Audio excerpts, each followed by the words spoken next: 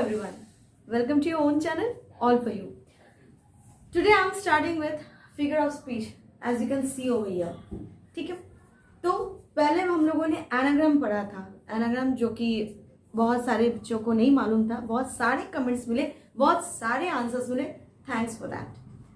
अब हम लोग फिगर ऑफ स्पीच करते हैं. What is this figure of speech? अलंकार. जैसे कि हम लोग शादी में जाते हैं तो क्या करते हैं, एक से एक कपड़े पहनते हैं, खुद को बहुत सजाते हैं, गहने पहनते हैं, ज्वेलरी पहनते हैं.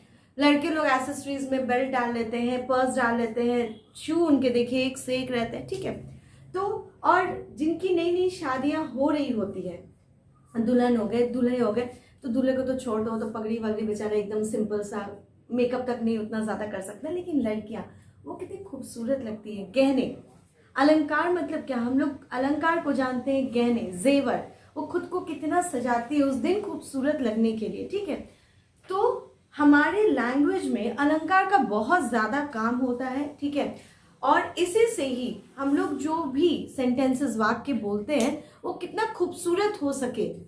ठीक है, उस खूबसूरती को हम लोग अलंकार बोलते हैं. सिवाय आप ये लिख दो he is a girl, he is a boy, she is a girl, तो ये बस सेंटेंस है.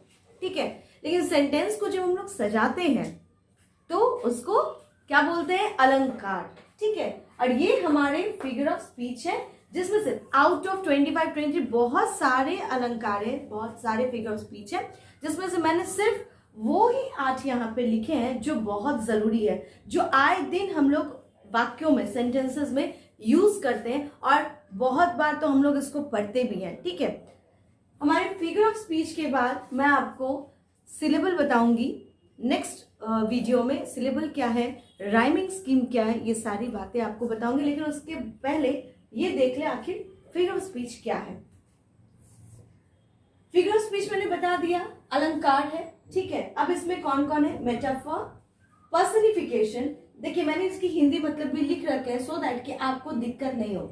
रूपक, पर्सनिफिकेशन मानवीयकरण, सिमिली उपमा मतलब एज और लाइक हम लोग इस्तेमाल करते हैं, वो इसके जैसा है, उसके जैसा है. ठीक है, अब मान लो हम लोग किसी को देखते हैं, अब ऐश्वर्या राय को पहले जब हम लोग देखते थे, अभी भी देखते हैं, वो उतनी ही खूबसूरत लगती है. ठीक है, कभी किसी भी लड़की को देख के या किसी लड़के को देख के हम लोग क्या बोलते हैं, अरे वो कितना हैंडसम है. ठीक है, या फिर उसकी काया कितनी खूबसूरत है, तो हम लोग क्या बोलते हैं, जैसे गाने बहुत सारे बने थे, चंदन सा बदन, चंचल चितवन, तो क्या चंदन के शरीर मतलब चंदन जैसा, चंदन के पेड़ जैसा उसका शरीर है? नहीं, we are just giving the example. ठीक है, तो ये हमारा आ जाता है उपमा. ठीक है, इसके बाद हम लोग आते हैं ओनोमेटोपिया.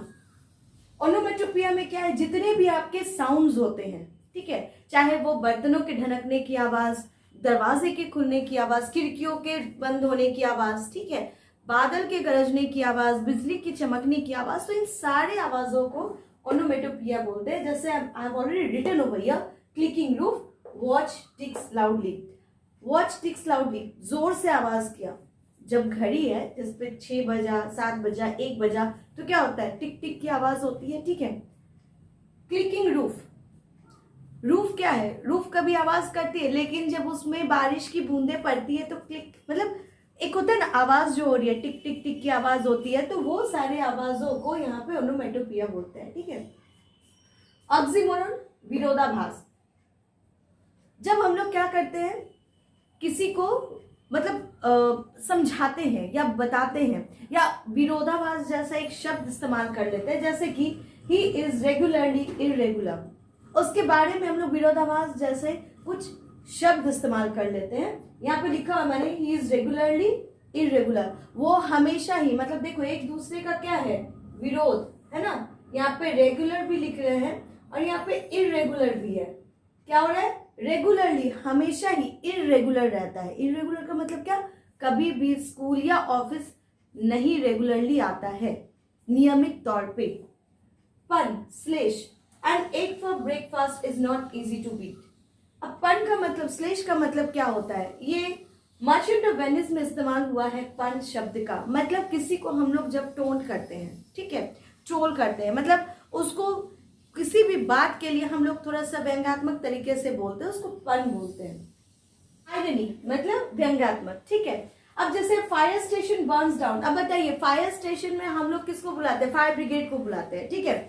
अब फायर ब्रिगेड या फायर स्टेशन में ही आग लग गई, जो बुझाने के लिए आती है, जो खुद आग बुझाने के लिए आती है, वहीं पे आग लग गई, ठीक है। तो ये व्यंग्यात्मक है ना, हम लोग कभी कभी इस तरह का व्यंग करते हैं। एपिग्राम, चुटकुला, I can resist everything but temptation. अब देखो एक तरह का चुटकुला ही हुआ ना, आई कैन रेजिस्ट, मैं हर चीज को बर्दाश्त कर सकता हूँ, मतलब मैं ओवरकम कर सकता हूँ सिवाय टेम्पटेशन के। टेम्पटेशन मतलब क्या होता है? जिसको देख के, किसी भी चॉकलेट्स को देख के, किसी चीज को देख के जो आपको बहुत पसंद है, उसको देख के क्या होता है? आपको लालच आ जाता है, मुंह में पानी आ जाता है, ठीक है। मतलब मैं सब चीज बर्दाश्त कर सकता हूँ, सब चीज को ओवरकम कर सकता हूँ सिवाय टेम्पटेशन के, ठीक है।